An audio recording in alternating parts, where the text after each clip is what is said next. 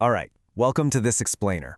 Today, we're diving into one of the most spectacularly bloody and brilliant clashes of the entire medieval era, the Battle of Bryn Glas. Picture this. It's the early 15th century. The rugged, completely unforgiving hills of Wales have suddenly become the stage for a massive, high-stakes fight for independence. We're going to look really closely at how a severely outnumbered rebel force managed to entirely outsmart, outmaneuver, and just utterly dismantle a well-equipped, highly professional royal army. Honestly, it's a brilliant story. We're talking about weaponizing the terrain, executing flawless deception, and inflicting the kind of psychological shock that literally rewrote the rules of medieval combat. So to really grasp the sheer scale of this event, we have to start with a crazy question.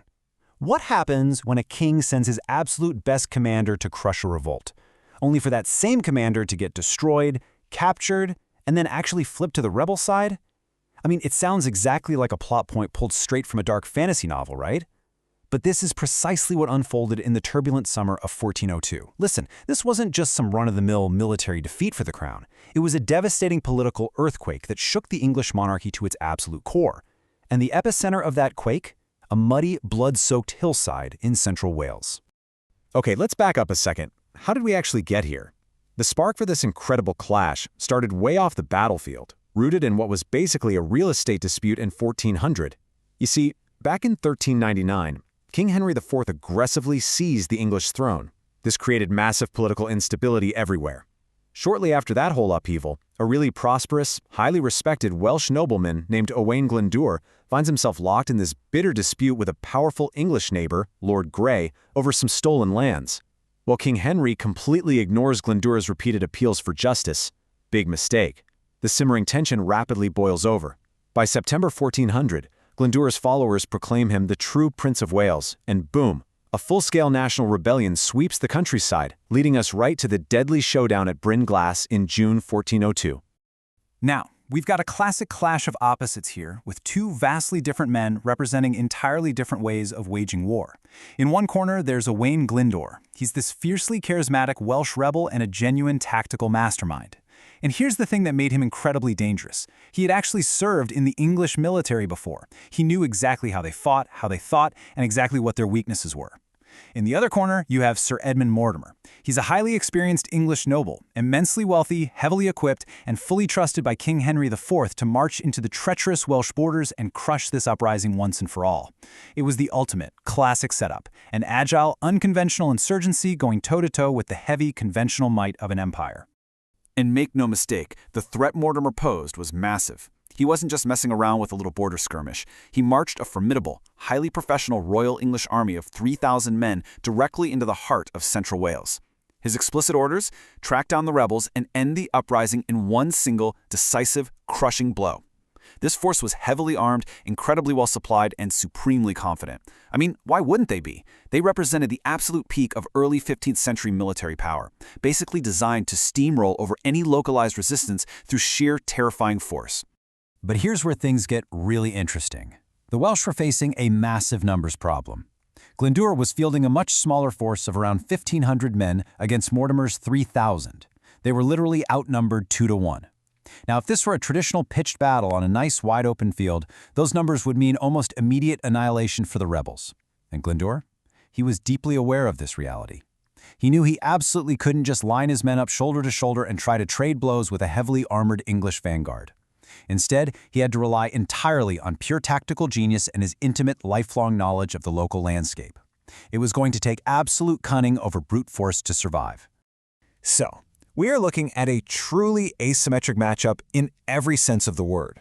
The English military machine was all about thick steel plate armor and these massive, powerful war horses. On a flat, dry battlefield, these guys were basically medieval tanks, virtually unstoppable. The Welsh forces, on the other hand, were equipped entirely differently. They wore incredibly light gear, rode small, really nimble horses, and relied heavily on lightning-fast guerrilla tactics. In the boggy, steep, deeply rugged terrain of the Welsh hills, that heavy English armor wasn't an advantage anymore. It was actively becoming an exhausting, clumsy, and deadly liability.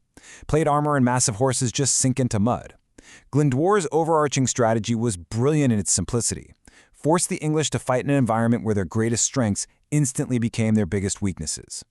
Knowing he couldn't win a fair fight, Glyndwr engineered an absolute masterstroke. He set up this perfectly timed three-step valley ambush at Bryn Glas, designed explicitly to exhaust and trap the English army. Step 1. Glyndwr carefully splits his already smaller force, placing a highly visible decoy group high up on the exposed Pillith hilltop to openly taunt the approaching English.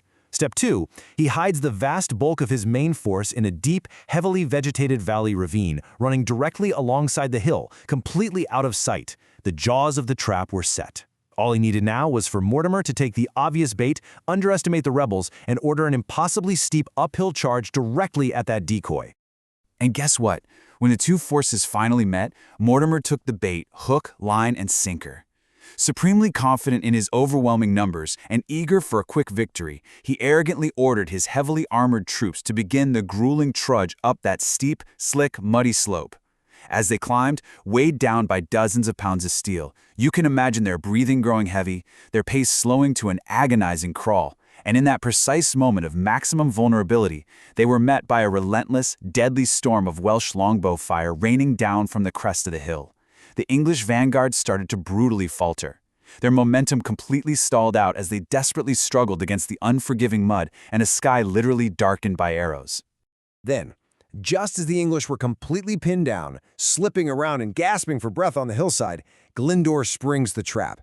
His hidden forces surge violently out from the concealed ravine, executing a flawless and completely devastating flanking maneuver. Roaring out of the vegetation, they slammed brutally into the exposed side and rear flanks of the English soldiers. Suddenly, Mortimer's men weren't just fighting a grueling uphill battle, they were entirely surrounded. They were trapped in a deadly, inescapable crossfire with nowhere to run. Complete panic just began to rip through the previously disciplined English ranks. Actually, scratch that. It gets even worse for the English. The physical trap was only half the nightmare. In the absolute chaos of the ambush, a massive psychological shockwave hit Mortimer's forces. You see, there were Welsh archers who had been heavily conscripted to fight for the Royal English Army. Well, right in the middle of the battle, they shockingly switched sides.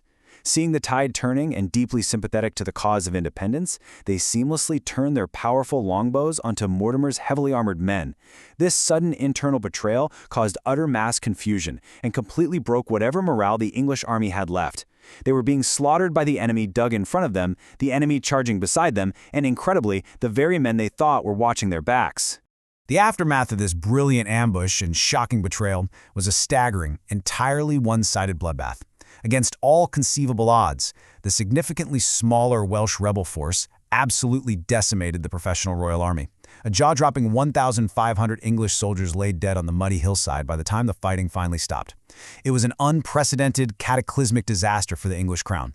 For Owain Glyndŵr, though, it was a monumental, defining victory that emphatically proved his mastery of guerrilla tactics and terrain could outright destroy a conventional imperial army. Just to put that staggering defeat into perspective, let's look at the fate of Mortimer's entire 3,000-man army. Fully 50% of the royal force was wiped completely off the map in a single, perfectly executed afternoon of slaughter. The surviving 50%? They either threw down their weapons and fled in absolute blind panic into the wilderness, or they were aggressively rounded up and captured by the victorious Welsh rebels. Glyndwr's forces, on the other hand, suffered remarkably light casualties, only in the low hundreds.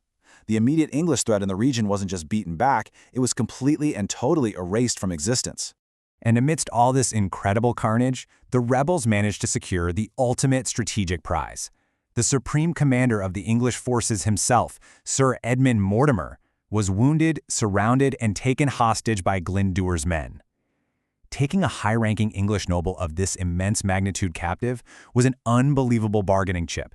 It instantly transformed this conflict from a localized regional nuisance into a highly legitimate, urgent national crisis for the Kingdom of England, dragging the crown into a deeply uncomfortable political corner. Now, you would absolutely expect a king to instantly rush to ransom his greatest commander and salvage the situation, right? But the royal drama that unfolded next is just wild. King Henry IV outright refused to pay a single silver coin for Mortimer's release. Why on earth would a king abandon his top general? Well, because, through a very complex lineage, Mortimer actually possessed a significantly stronger, more legitimate blood claim to the English throne than Henry himself did.